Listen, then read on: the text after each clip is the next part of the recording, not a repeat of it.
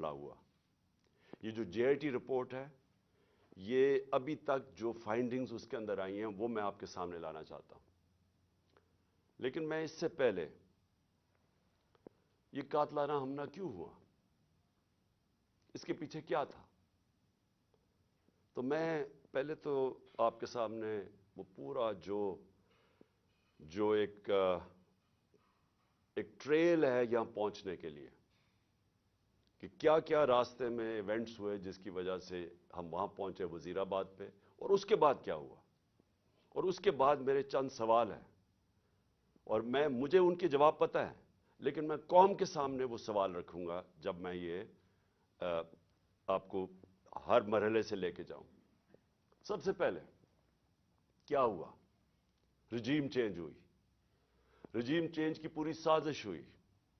مجھے پتا اس سازش میں کون کون ملوث تھا، کس نے کیا پلاننگ کی، کیا ان کی سوچ تھی، کیسے انہوں نے پیسہ چلایا، کیسے ہمارے ایک آدمی نے فیصلہ کیا گورنمنٹ گرانے کا، کیسے اس نے جب حکم کیا تو ہمارے ایلائز ہمارے سے ہٹے، کیسے ہمارے لوگوں کو امریکن ایمبیسی میں ہمارے بیک بینچرز کو بلا کے بات چیت کی گئی، ان کی میٹنگز کی گئیں، اور وہ سب سے پہلے وہ لوٹا ہوئے، کیسے ان کو پیسے ملے.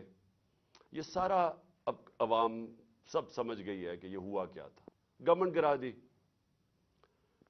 9 اپریل کو گورنمنٹ گر گئی. لیکن جو 10 اپریل کو ہوا وہ پاکستان کی تاریخ کا ایک پہلی دفعہ ایک اس طرح کا منظر قوم کے سامنے آیا. اور وہ کیا ہوا، پہلی دفعہ پاکستان کی قوم سڑکوں کے اوپر آئی، لاکھوں لوگ سڑکوں پہ آئے، اور سارے لاکھوں لوگوں نے ایک بات کہی کہ امپورٹڈ حکومت نامنظور.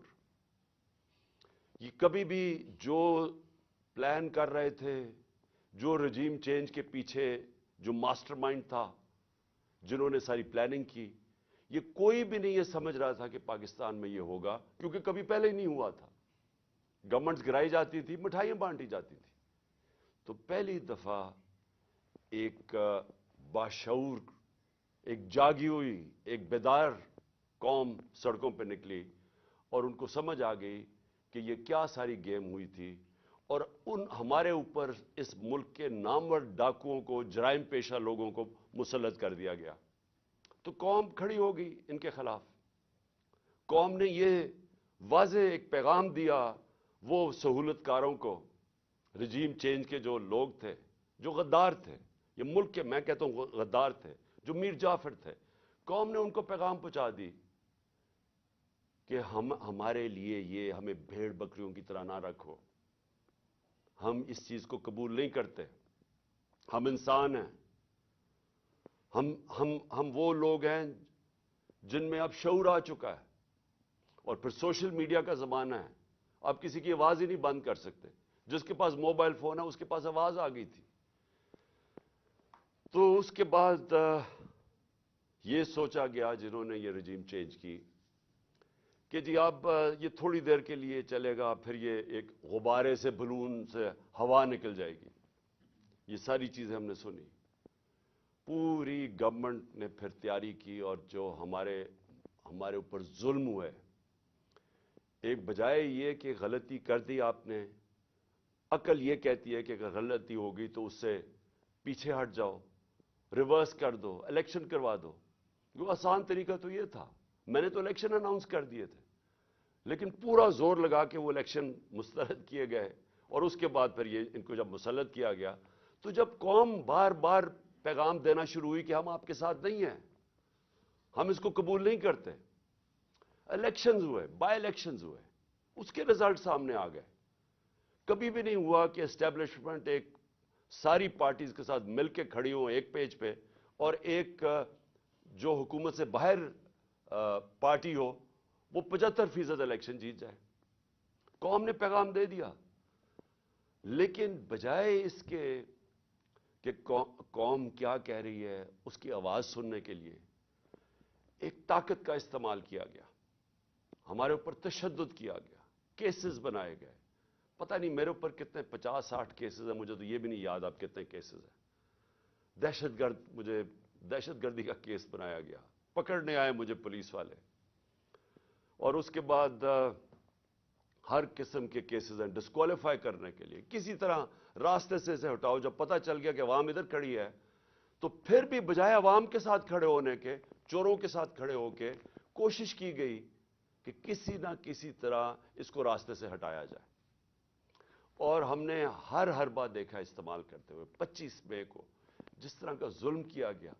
کبھی ایسے نہیں ہوا کہ ایک پرامن احتجاج یہ جو ہمارا تھا لانگ مارچ، کتنی ہمارے خلاف 3 لانگ مارچز ہوئی، کوئی کسی کا راستہ نہیں روکا۔ یہاں 2 دن پہلے پولیس گھروں میں گھس کے چادر اور چار دیواری کو مسترد کر کے اس ملک کے جو ہمارا ایک اسلامی کلچر ہے، ہم خواتین کی گھر کی رسپیکٹ ہے اس ملک پہ، کہ ہم اس طرح فیملیز کے گھروں میں نہیں رات کے 3 بجے دوبارے چھلانگ کے پولیس گھس جائے۔ وہ گھسی، ان کو پکڑا، لوگوں کو لے کے گئے، 11 سال کے بچے کو پولیس اسٹیشن لے کے، کیونکہ باپ نہیں تھا اس کو پولیس اسٹیشن لے گئے۔ ایک ہماری 70 سالہ خاتون ایم پی تھیں، ان کو رات گھسیٹ کے پولیس اسٹیشن لے گئے۔ ایسا کبھی نہیں ہوا۔ پھر 25 میں آیا، پھر جو شیلنگ کی اور تشدد کیا، سارا ایک ابھی تک مجھے نہیں سمجھ آئی کہ یہ کس طرح کا مائنڈ تھا، یہ کیسا ذہن تھا کہ بجائے پھر سے عوام کی آواز سننے کے لیے کہ عوام بتا رہی ہے آپ نے غلطی کر دی ہے، نہیں، ان کو ہم بھیڑ بکریوں کی طرح ڈنڈے مار کے ٹھیک کریں گے، یہ مائنڈ سیٹ تھا۔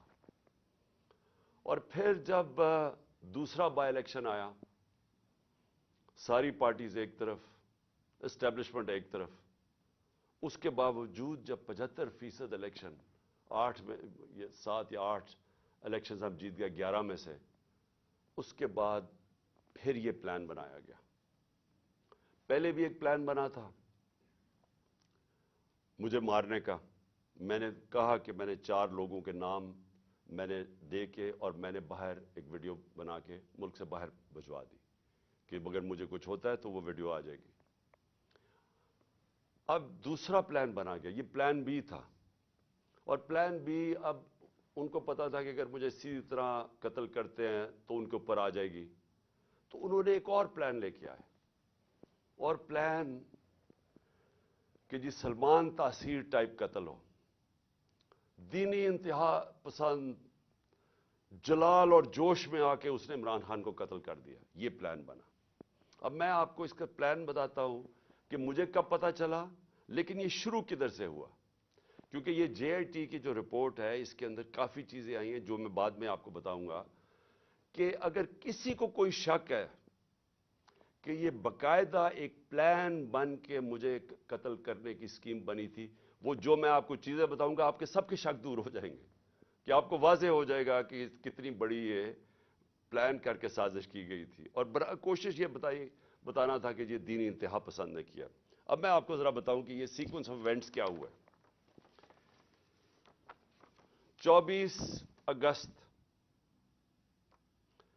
ایک وقار ستی ایک ویڈیو لے کے آتا ہے۔ ویڈیو کدھر بنتی ہے یہ میرا بہت بڑا سوال ہے، یہ کون بناتا ہے یہ ویڈیو، اور جیسے بھی اس کے پیچھے جائیں گے آپ کو پتا چل جائے گا، اور مجھے پتا ہے وہ کون تھے، کہ کس نے یہ ویڈیو بنائی۔ اور ویڈیو کیا ہے؟ عمران خان نے توہین رسالت کر دی، توہین مذہب کر دیا، اور اس کے بعد جناب وہ ویڈیو آگے نکلتی ہے۔ جاوید لطیف پریس کانفرنس کرتا ہے 14 سپٹمبر کو، اور وہ یہ کہتا ہے کہ جناب عمران خان نے بڑا ظلم کر دیا دین کے خلاف، بڑا یہ اس نے لوگوں کے اندر وہ کیا ہے کہ اس نے دین کی کیونکہ کیا ہے تو لوگوں میں اب بڑا غصہ ہے اس کے خلاف۔ پھر مریم نواز، بڑا اس کو دین کی پرواہ ہے، وہ بہت تکلیف لیتی ہے کہ کوئی دین کے خلاف بات نہ کر دے، تو مریم نواز کو بھی جوش آ جاتا ہے، اور وہ 15 سپٹمبر کو وہ بھی پریس کانفرنس کر دیتی ہے۔ اس سے پہلے میں بھول جاؤں کہ ایک ملک کا ایک بہت بڑا دینی آدمی رانا ثناء اللہ، اس کو بھی جوش آتا ہے، وہ 14 تاریخ کو ایک प्रेस कॉन्फ्रेंस करता है कि जी ओहो इमरान ने लोगों को बड़ा गुस्सा चढ़ा दिया कि इसने दीन के खिलाफ बोला। और फिर एक और बड़ा दीनी आदमी ख्वाजा आसिफ, बड़ा जी उसको भी दीन की बड़ी फिक्र है, वो भी प्रेस कॉन्फ्रेंस कर देता है और ये करता है 10 अक्टूबर को, और ये भी कहता है कि जनाब इमरान खान को, इसको कौम को माफ नहीं करना चाहिए इसे, क्योंकि इसने दीन के खिलाफ। वो वीडियो के ऊपर सारा एक वीडियो बनती है, याद रखें वो वीडियो बनती किधर से, उसके बाद उससे पहले पीटीवी। अब पीटीवी आप समझ जाएंगे इसके पीछे कौन होगा। 4 दिन पीटीवी को हुक्म मिलता है कि इमरान के खिलाफ पूरा कैंपेन करें कि इसने दीन की तौहीन की है। मैं सिर्फ अब पहले ये जो बड़े आपको मैं नामवर नाम बताए हैं जिनको दीन की बड़ी फिक्र है, मुझे जरा बताइए 30 साल से ये दोनों जमातें इक़्तिदार में हैं, मुझे बताएं कि कभी इन्होंने जाके पाकिस्तान से बाहर की बात कर रहा हूं, कभी इन्होंने दीन का नाम लिया? कभी इनको फिक्र हुई है दीन की? ये इनकी आप स्टेटमेंट्स उठा के देखें, ये बाहर जाके एक ही बात करते रहे। मैं 90 की दिहाई से बात कर रहा हूं कि जी हमें मदद कर दो, मगरब अमेरिका हमें मदद कर दे, क्योंकि अगर हम नहीं है तो दीनी इंतहा पसंद पाकिस्तान के ऊपर आ जाएंगे, बुनियाद पर दीन को पाकिस्तान के ऊपर छा जाएंगे। क्योंकि ये डराते थे ईरान के अंदर जब खोमेनी की इनकलाब आया, इस्लामी इनकलाब आया, तो ये हमेशा जाके मगरब को खुश करते थे कि पाकिस्तान में भी वो इनकलाब आ जाएगा अगर हमारी अब मदद नहीं करते। इनकी स्टेटमेंट्स उठा के देखें, जब ये बाहर जाते थे इनके सरबराह, तो सिर्फ इनका ये दीन का नहीं, दीन की बात छोड़े, ये सिर्फ ये कहते थे कि हम लिबरल हैं, हम आपके साथ हैं, हमें बचा ले, नहीं तो दीनी लोग पाकिस्तान के ऊपर हावी हो जाएंगे। ये इनकी कैंपेन रही है बाहर पाकिस्तान से। मैं वाहिद, और मुझे फख्र है इस चीज़ के ऊपर, लेकिन वो इसलिए नहीं कि मैं कोई किसी वोट लेने के लिए कर रहा था। ये मेरा अकीदा है, ये मेरा ईमान है, और सिर्फ जिसका ईमान हो तो वो जिस तरह की बातें कर सकता है। और मुझे बताने की ज़रूरत नहीं है कि हर इंटरनेशनल फोरम पे मैंने अपने जो हमारे मुसलमानों से ज़्यादतियाँ होती हैं जो मगरब में रहते हैं, इस्लामोफोबिया, और फिर जो नबी सल्लल्लाहु अलैहि वसल्लम की शान में गुस्ताखी की जाती है, उसके ऊपर वाहिद मैं चैलेंज करता हूं, मैं वाहिद वो पाकिस्तान का प्राइम मिनिस्टर हूं जिसने इसकी बात की है। हर इंटरनेशनल फोरम पे बात की है मैंने, और फिर से मैं रिपीट करता हूं कि मैं किसी को खुश करने के लिए नहीं कर रहा, ये मेरा ईमान का हिस्सा है। और मैंने इसलिए नहीं की कि मैं वो जाके कोई पॉइंट स्कोरिंग कर रहा था मगरब में जाके। मैं मगरब को बड़ी अच्छी तरह जानता हूं। मैं जो हमारे मुल्क पाकिस्तान के लोग मगरब में रहते हैं और मुसलमान मगरब में रहते हैं, मुझे पता है उनके ऊपर क्या दुश्वारियां गुजरती है। मुझे पता है हिंदुस्तान में इस वक्त मुसलमानों के ऊपर क्या हो रहा है, जो मुसलमान हिंदुस्तान में। इसलिए मैंने हर फोरम के ऊपर ये बात उठाई। मैं अपने जो लोग जो मुश्किल वक्त से गुजरते हैं, जो उन मुल्कों में रह रहे हैं, मैंने उनके लिए बात की कि बड़े मुश्किल हालात में वो गुजरते हैं, उनको छेड़ते हैं, बुरा भला कहते हैं, और औरतों ने जब अपना सर कवर किया हो उनको जाके गालियां निकालते हैं कई दफ़ा सड़कों के ऊपर। और जो मुसलमान लगे, यानी जिसकी दाढ़ी हो, और वो जो लगता था, अब तो खैर दाढ़ियां ट्रेंडी हो गई हैं, तो उनके ऊपर ये बातें, उनको आवाज़ें लगाते थे लोग। तो मैंने उनके लिए कहा था। और फिर ये जिस तरह सारे हमारे मुसलमानों को तकलीफ होती है, हमें वो तकलीफ पहुंचती है जब हमारे नबी सल्लल्लाहु अलैहि वसल्लम की शान में गुस्ताखी की जाए, तो ये मैंने हर फोरम पे उठाया। उसके ऊपर ये प्रोग्राम तैयारी हो रही है कि जनाब वो आदमी दीन की तौहीन कर रहा है। और ये इसलिए नहीं कर रहे थे कि इनको, ये जो लोग हैं, ये जो लुटेरों के मैं नाम ले रहा हूं, ये सारे नामवर डाकू हैं जिनके मैंने नाम लिए।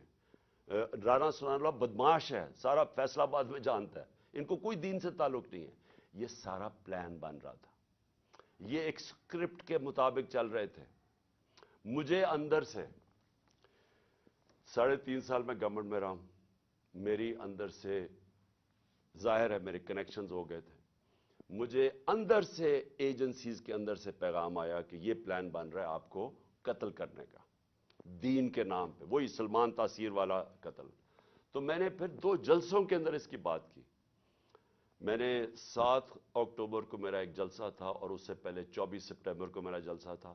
ان دونوں جلسوں میں میں نے یہ بتایا کہ یہ پلان بن رہا ہے مجھے قتل کرنے کا، کیونکہ وہ جو 4 تھے بند کمروں میں جنہوں نے فیصلہ کیا تھا، انہوں نے یہ سوچا ہوگا کہ اگر وہ قتل تو ان کے نام آ جائیں گے، لہٰذا انہوں نے اس اسٹیپ پر ڈالا کہ جی وہ دینی انتہا پسند اشتعال میں آ کے اس نے عمران خان کو قتل کر دیا. یہ پلان بنا تھا اور ان کو پتا تھا کہ اس سے ان کو ان کے اوپر سے اتر جائے گی بات. تو یہ ساری پلاننگ بندی شروع ہوئی تب سے.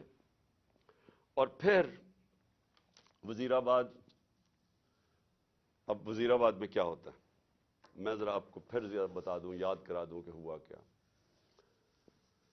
وزیر آباد میں وہ جب اس لڑکے نے گولیاں چلائیں، یہ جو نوید یا جو بھی اس کا نام تھا، تو سب سے پہلے ایک چیز یاد رکھیں کہ اس نے پسٹل سے ریپڈ فائر کیا. میں آپ کو یہ بتا دوں میں نے پسٹل شوٹنگ کی ہوئی ہے. پسٹل شوٹنگ کے اندر اگر آپ سنگل شاٹ بھی چلاتے ہیں اور اگر آپ پریکٹس نہ ہو تو وہ بھی اوپر چلا جاتا ہے، کبھی ٹرائی کر کے دیکھ لیں. لیکن اگر آپ ریپڈ فائر کرتے ہیں تو وہ ناممکن ہے، جب تک آپ کو پریکٹس نہ ہو وہ ناممکن ہے کہ وہ سیدھا اوپر نہ چلا جائے. اس لڑکے نے، اور اگر وہ پیچھے سے وہ ابتسام ہمارا ہیرو نہ آتا، وہ بھی اللہ نے بچانا تھا مجھے، وہ نہ اوپر اس کے ہاتھ کرتا تو وہ یہ ساری گولیاں اوپر لگنی تھی. وہ کیونکہ اس کا ہاتھ لگتا ہے وہ اس کی گولیاں نیچے لگتی ہیں، لیکن اس کا ہاتھ ایسے جاتا ہے وہ اوپر نہیں جاتا. اس کا مطلب وہ ٹرینڈ آدمی تھا. تو وہ ادھر سے گولی آتی ہے. لیکن جب میں گر رہا تھا، میری ٹانگ پہ جب گولیاں لگیں، کیونکہ ٹانگ پہ جب گولیاں لگی میں گر گیا، تو جب میں گر رہا تھا میرے اوپر سے گولیاں، اور مجھے واضح ہوا کہ دو مجھے سنے، ایک اس کا برسٹ سنا اور اس کے اوپر ایک اور میں نے 2 برسٹ، یعنی کہیں اور سے بھی گولیاں آئیں. میں کہتا رہ گیا کہ سامنے سے گولیاں آئی ہیں، کیونکہ مجھے اوپر سے گولیاں میرے گزری جب میں گر رہا تھا. تو ایک دم میں ابھی ہاسپٹل پہنچتا ہی نہیں ہوں، شوکت تھانہ پہنچتا نہیں ہوں، اس کی سٹیٹمنٹ آ جاتی ہے، ایک ریکارڈ کر کے اس کی سٹیٹمنٹ آ جاتی ہے. اور ریکارڈ سٹیٹمنٹ کیسے آتی ہے؟ اس کی ریکارڈڈ سٹیٹمنٹ آتی ہے کہ میں اکیلا تھا. یہ سب سے امپورٹنٹ چیز ہے. کسی نے اس کو پروگرام کیا ہوا تھا. اگر آپ کو شک بھی ہونا کہ یہ آدمی، یہ طوطا اس کو پڑھایا نہیں ہوا تھا، تو اس کی آپ پہلی سٹیٹمنٹ سن لیں کہ میں اکیلا تھا. کیا ضرورت ہے آپ کو کہنے کی میں اکیلا تھا؟ آپ نے تو یہ پڑھایا گیا نا کہ جی میرا بڑی توہین ہو گئی مذہب کی، اس لیے میں نے عمران خان کو مار دیا. اسکرپٹ تو یہ تھی. اکیلا کدھر سے ایڈ ہو گیا؟ اس لیے اکیلا تھا کیونکہ اگر اور تھے تو اس کا مطلب کہ دینی انتہا پسند نے نہیں مارا. اگر اور پتہ چل جائے گولی مارنے والے، تو اس کا مطلب کہ پورا ایک پروگرام بنا ہوا تھا عمران خان کو قتل کرنے کا. تو اس لیے اس نے میں اکیلا تھا. اور اس کی جو پہلی سٹیٹمنٹ تھی وہ بھی بڑی مزیدار ہے. کون سے پولیس، ابھی گولیاں لگی ہیں مجھے، ابھی میں ہاسپٹل بھی نہیں پہنچا، تو کون سا پولیس ایک سٹیٹمنٹ اس کی ریکارڈ کر کے تو جا کے سلیکٹڈ لوگوں کو دیتی ہے، وہ جو کہ مخالف ہے تحریک انصاف کے، ان رپورٹرز کو دیتے ہیں جو ہمارے خلاف ہے. اب یہ ذرا سنیں، اس کی سٹیٹمنٹ آتی ہے اور سٹیٹمنٹ ریکارڈ کون کرتا ہے؟ ڈی پی او گجرات اپنے فون سے اس کی سٹیٹمنٹ ریکارڈ کراتا ہے، اور ڈی پی او گجرات اس کے فون سے کدھر جاتی ہے سٹیٹمنٹ؟ وہاں رکتی نہیں ہے سٹیٹمنٹ. یعنی چلیں اگر آپ اپنے لیے، آپ نے پولیس نے اپنے لیے سٹیٹمنٹ رکانی چلے وہ بھی مان لیں، لیکن نہیں، ابھی تفتیش بھی نہیں ہوئی، ایف آئی آر بھی نہیں کٹی، اور وہ سٹیٹمنٹ کس کو بھیجتا ہے؟ اب ذرا دیکھ لیں. وہ ریکارڈ کرواتا ہے 1 گھنٹے کے بعد سٹیٹمنٹ، لیکن 6:01 میں غریدہ فاروقی ٹویٹ کرتی ہے. وہ 6:02 وقار ستی جس نے پہلے ویڈیو ریلیز کی تھی وہ ٹویٹ کرتا ہے. 6:02 میں مرتضی سلنگی ٹویٹ کرتا ہے. وہ حامد میر 6:03 پہ ٹویٹ کرتا ہے، اور جو آپ کو پتا ہے کہ ہمارا کتنا خیر خواہ چینل ہے جیو نیوز، وہ 6:04 پہ کرتا ہے ٹویٹ، یعنی پروگرام اس پر دکھاتا ہے وہی اس کی سٹیٹمنٹ.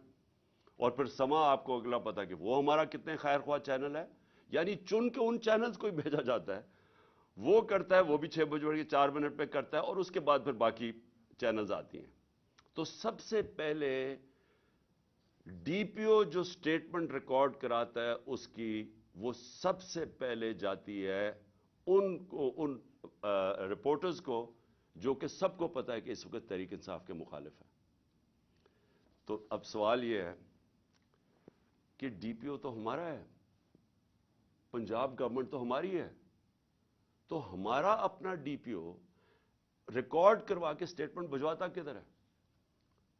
اور پھر جو اگلا سوال یہ ہے کہ ہمیں یہ ڈی پی او کی کوئی سٹیٹمنٹ آئی کہ جی شروع میں کوئی عجیب سی سٹیٹمنٹ اس کی آئی، تو میں یہ بھی چاہتا ہوں کہ سارے آپ دیکھ لیں کہ ڈی پی او کیسے، کیونکہ یہ سی سی ٹی وی فوٹیج پہ آ گیا.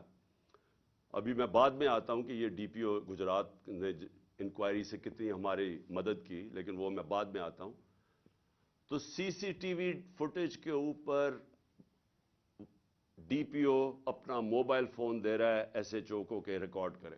تو میں چاہتا ہوں پہلے یہ دیکھ لیں تاکہ آپ کو اس میں کوئی شک نہ ہو کہ ہوا کیا ہے، کیونکہ میں آگے جو باتیں کروں گا یہ اس کے ساتھ جڑی ہوئی ہیں.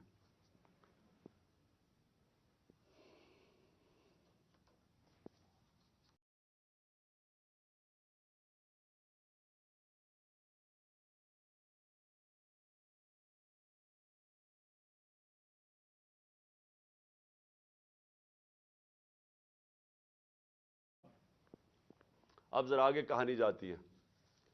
مجھے تو پہلے ہی پتا تھا کہ کون اس پہ پیچھے ہیں، کیونکہ میں نے تو آپ کو کہا کہ میں نے پبلک جلسوں کے اندر سٹیٹمنٹس دے دی تھی کہ یہ میرے اوپر پورا پلان ہو رہا ہے. تو ظاہر ہے جب مجھے پتا تھا پلان ہو رہا ہے، مجھے یہ بھی اندر سے پتا تھا کہ کون اس میں ملوث ہے. اب میں نے 3 نام، جب میں ہاسپٹل پہنچا میں نے 3 نام دے دیے کہ یہ 3 لوگ ہیں جو کہ اس میں ملوث ہیں.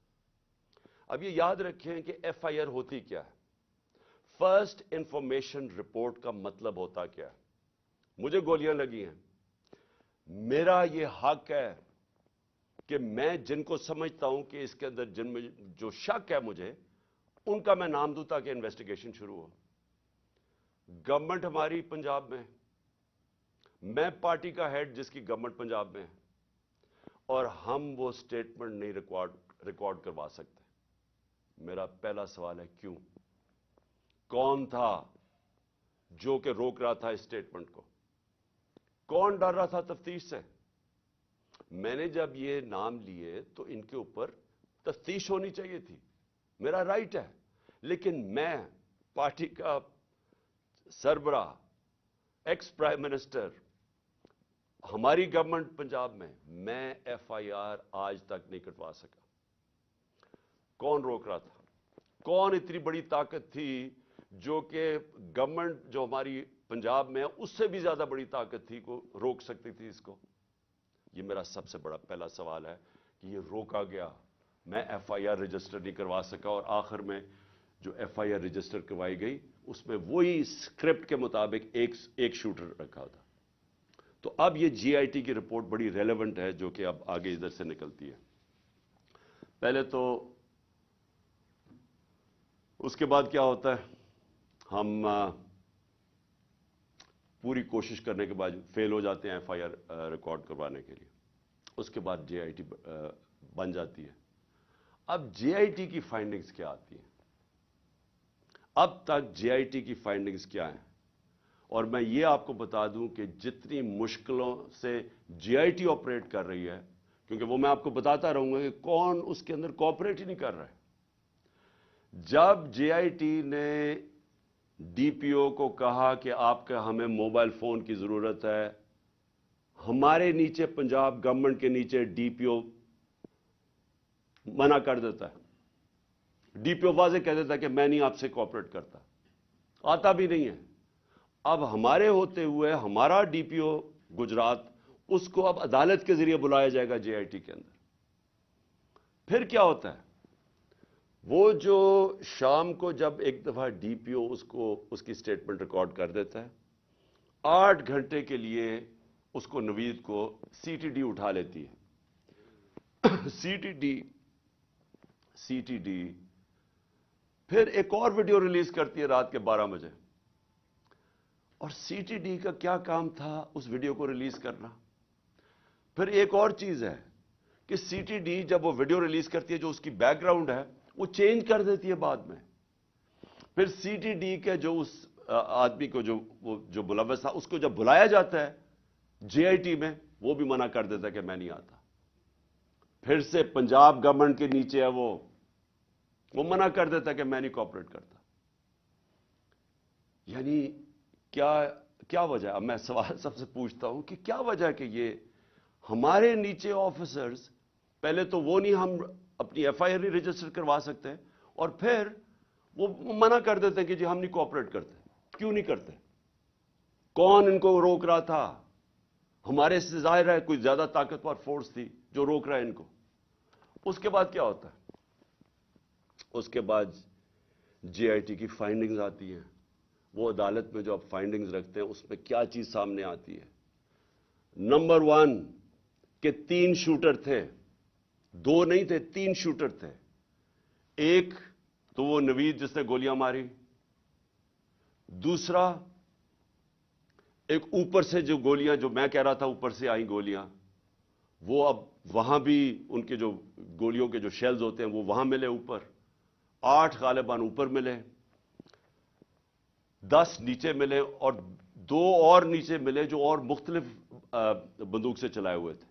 جو گارڈز تھے ہمارے اوپر، ان کی فورینزک جب ٹیسٹ کرایا گیا، کسی کی بھی گولی نہیں چلی تھی، کیونکہ جو گارڈ سب سے قریب تھا اس کے تو 6 گولیاں اس کے اندر سے نکلی، تو وہاں تو کسی کے پاس بھی نہیں تھا۔ اور پھر یہ بھی چیز سامنے آ گئی کہ معظم جو تھا، جو معظم شہید ہوا، وہ آپ کوئی بھی، اگر آپ کو سوشل میڈیا پہ وہ ویڈیو مل سکتی ہے، اس کا سلو موشن دیکھ لیں۔ وہ معظم جب جاتا ہے اس کے پیچھے، تو جیسے ہی اس کے سامنے آتا ہے نوید کے، اس کو گولی لگتی ہے۔ وہ گولی نہ آگے سے لگتی ہے نہ کنٹینر سے لگتی ہے، وہ گولی کہیں دور سے آ کے لگتی ہے اس کے اس طرف، اور وہ نوید کے لیے وہ گولی تھی۔ معظم راستے میں آ گیا، کیونکہ یہ لیاقت علی خان والا ٹائپ انہوں نے انسیڈنٹ بتانا تھا، کیونکہ فوری طور پہ جو ایک آدمی کو مار کے کہیں جی بس ایک آدمی ہم نے مار دیا، تو وہ بچ گیا نوید، اور معظم شہید ہو گیا۔ اچھا، اب نہ وہ کوآپریٹ کر رہے ہیں، نہ ہمارے جو ہم چاہ رہے تھے کہ اس وقت ایکس پرائم منسٹر پہ ہوا ہے، ساری گورنمنٹ کوآپریٹ کرے گی۔ ہمیں تب ہی پتا چل گیا جب میں ایف آئی آر رجسٹر نہیں کروا سکا کہ کوئی کوآپریشن نہیں ملے گی۔ پھر ایک اور ہے جو اس کا موبائل فون ہے، C T D J I T نے اس کے موبائل فون کے اوپر فورینزک کرانے کے لیے اس ادارے کو دیا جو فیڈرل گورنمنٹ کے نیچے ہے، کہ بتائیں جناب کہ اس کو کالز کدھر سے آئی ہیں۔ اس ادارے نے منع کر دیا کہ نہیں، ہم نہیں دیتے۔ کیوں نہیں دیتے؟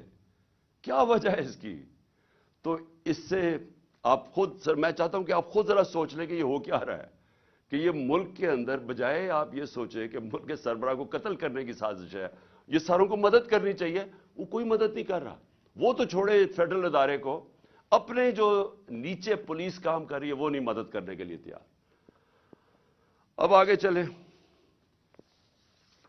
اب بات بڑی سمپل رہ گئی ہے۔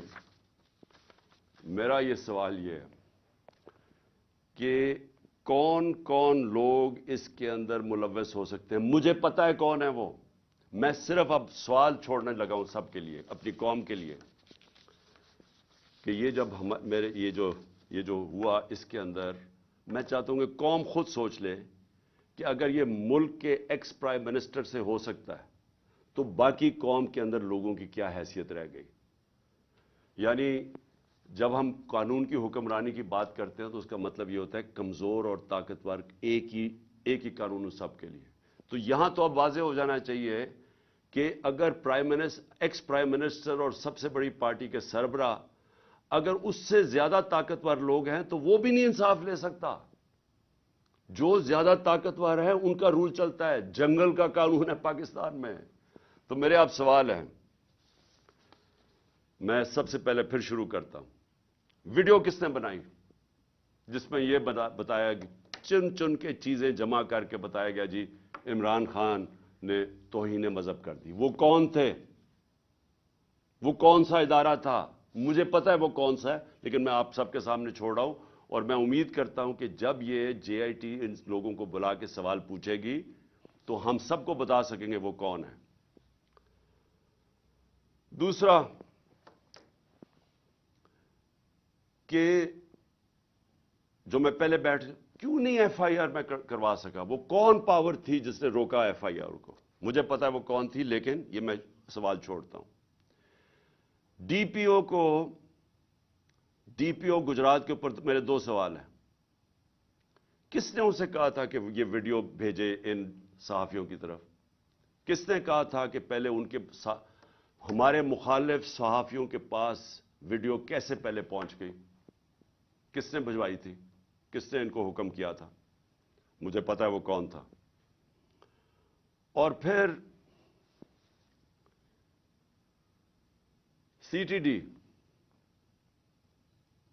کس نے کہا تھا سی ٹی ڈی کو یہ ویڈیو بنانے کا جو انہوں نے رات کے 12 بجے دوسری ویڈیو ریلیز کی؟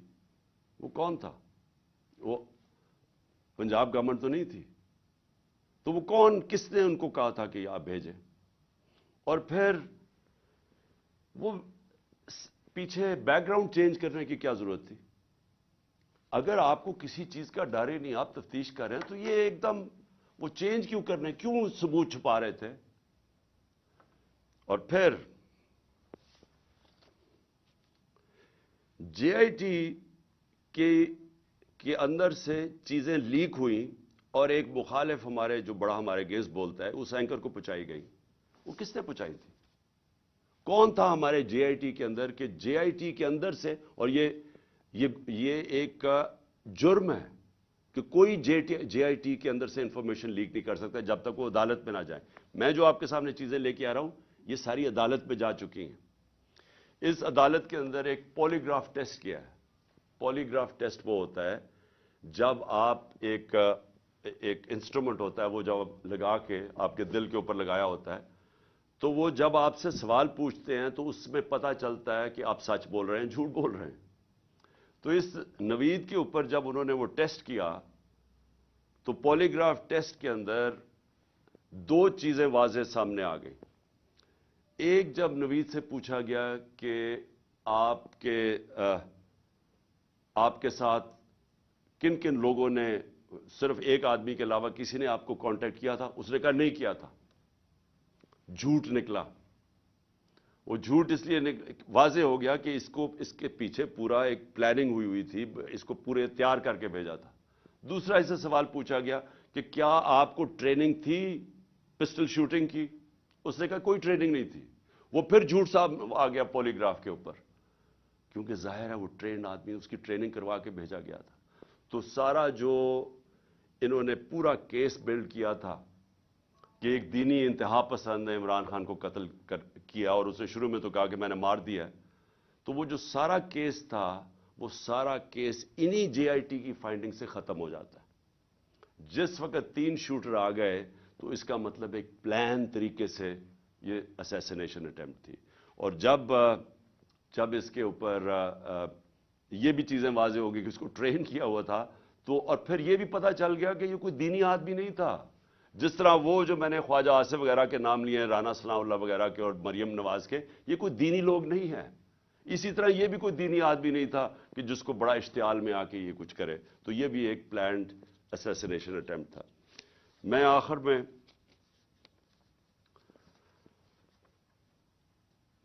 میں سوال پوچھنا چاہتا ہوں ان لوگوں کو جو اس ملک میں طاقت رکھتے ہیں.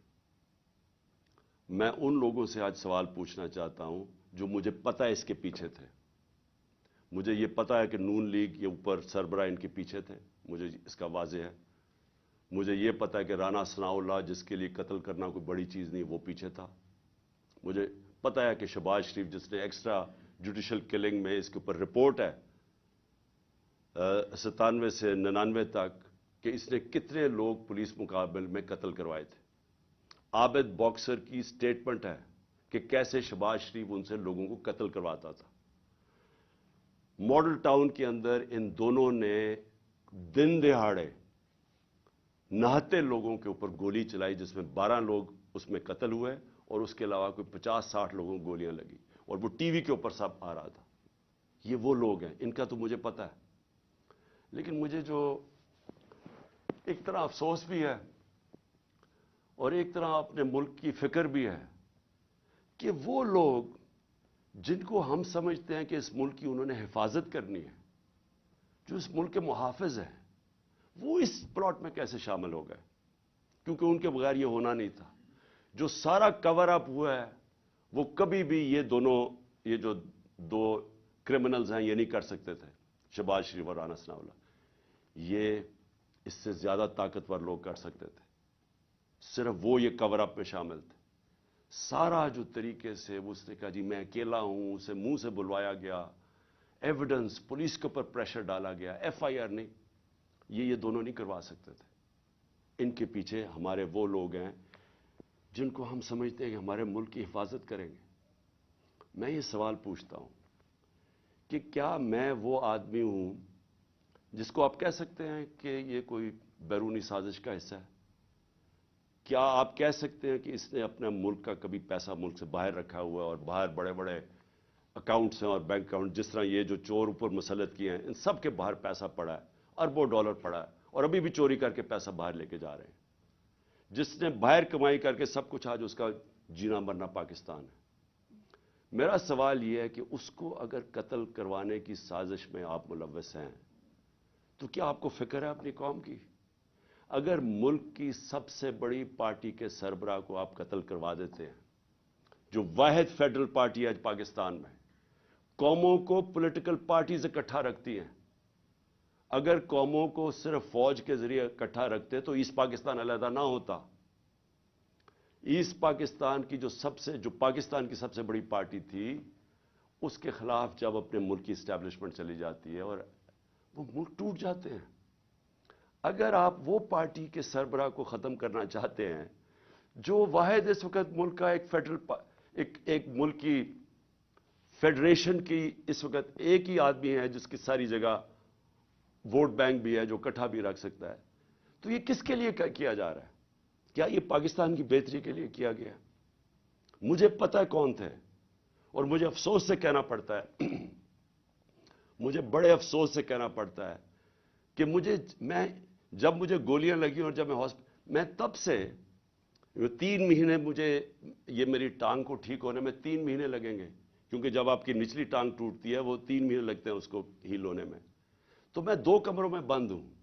मैं बार बार मेरे से अपने से सवाल करता हूं कि कैसा माइंडसेट है, वो कौन सा ज़हन है, और वो मुझे पता है कौन सा ज़हन है कि जो ये सोच सकता है कि अपने मुल्क को नुकसान पहुंचा सकता है, क्योंकि ये मुल्क को नुकसान होगा। आप अगर मुल्क की पॉलिटिकल पार्टीज को कमजोर करते हैं और फेडरल पार्टी को, तो इससे बड़ा मुल्क का नुकसान क्या हो सकता है? यानी ये आपके दुश्मन कर सकते हैं। ये दुश्मनों का प्लान तो हो सकता है कि मुल्क को कमजोर करो और उनकी पॉलिटिकल पार्टीज को कमजोर करो, फेडरेशन को कमजोर करो, लेकिन वो लोग जिन्होंने मुल्क की हिफाजत करनी है वो कैसे सोच सकते हैं? और मैं बार बार मेरे ये ज़हन में चीज़ आती है, और मुझे पता है कि बदकिस्मती से ये सिर्फ 1-2-3 लोगों की ये साजिश थी, और मुझे ये भी पता है कि हमारे मुल्क की जो फौज है वो हर रोज़ कुर्बानियाँ दे रही है इस मुल्क के लिए। वो वॉर ऑन टेरर में वो कुर्बानियाँ ना देते, आज हमारी हिफाजत, यानी हम इस मुल्क में कंफर्टेबल ना होते, हमें इत्मीनान ना होता कि एक ऐसी हमारे पास सिक्योरिटी फोर्स है जो इस मुल्क में हमें सिक्योरिटी देती है। लेकिन उस हर इदारों के अंदर काली भेड़ें होती हैं, और ये जिसने प्लान किया, मुझे पता है और मैं ये चाहता हूं कि ये JIT के साथ अब कोऑपरेशन की जाए। ये लोग जो एक जान की ऑब्स्ट्रक्ट कर रहे हैं जस्टिस, इन लोगों को, इनके ऊपर एक्शन लिया जाए। और मैं आखिर में अपने सुप्रीम कोर्ट के चीफ जस्टिस से कहना चाहता हूं कि मैंने शुरू में ही कहा था कि मुझे सिर्फ इंसाफ की एक जगह से तवक्को है। जब ये ताकतवर लोगों को, जिनके मैंने नाम लिए हैं, یہ کیسے انصاف ہونے دیں گے اگر یہ خود اس میں ملوث ہے؟ تو صرف ایک طاقتور اگر انکوائری اس کو اگر چیف جسٹس اس کو بیک کریں، پاکستان کے سپریم کورٹ کے چیف جسٹس، تب ہی انصاف مل سکتا ہے. نہیں تو مجھے کوئی اب تک جو میں نے حالات دیکھے ہیں، جس طرح کی ہر جگہ رکاوٹیں ہیں، مجھے کوئی امید انصاف کی نہیں ہے. پاکستان زندہ باد.